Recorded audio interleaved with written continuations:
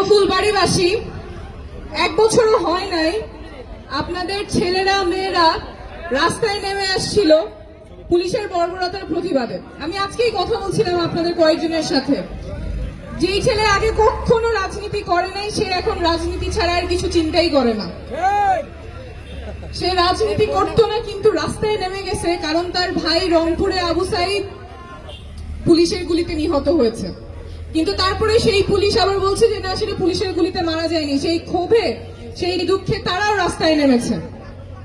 কিন্তু যেই পুলিশ আমাদের রাষ্ট্রের নাগরিকদের, এই ছোট ছোট ছেলে মেয়েদেরকে খুন করেছে, সেই পুলিশের কি সংস্কার হয়েছে? এতদিন হয়ে গেল, পুলিশের সংস্কার কত দূর? পুলিশ সংস্কার কমিশন হয়েছে, ঐক্যমত্য কমিশনে সেটা নিয়ে আলোচনা করার কথা।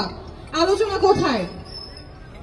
একই পুলিশ বাহিনী যে আমাদের ভাই বোনদেরকে রাস্তায় পিটিয়েছে, মেরেছে, ছাত্রলীগ কুপিয়েছে, পুলিশ তাকিয়ে তাকিয়ে দেখেছে, কিছু করে নাই, বরং পুলিশের প্রোটেকশনে এই খুনগুলো হয়েছে। সেই পুলিশ আজকে নতুন বাংলাদেশে তো আর সেই পুলিশ থাকতে পারে না।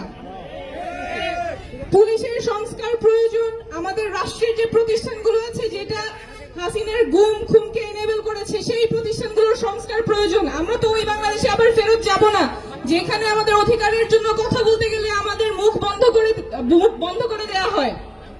আমরা ওই বাংলাদেশে আর ফেরত যাব না যেখানে রাষ্ট্রের সাথে নাগরিকের একটা মালিক এবং প্রজার সম্পর্ক থাকে। সবাই রাষ্ট্রের নাগরিক, রাষ্ট্রের সকল অধিকার পাওয়ার সুযোগ এবং অপরচুনিটি সব নাগরিকের থাকার কথা।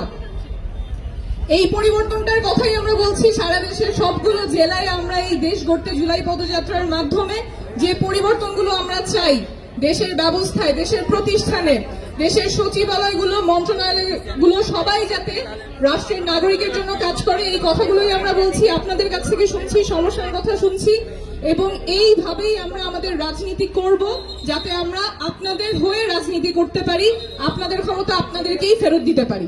ধন্যবাদ।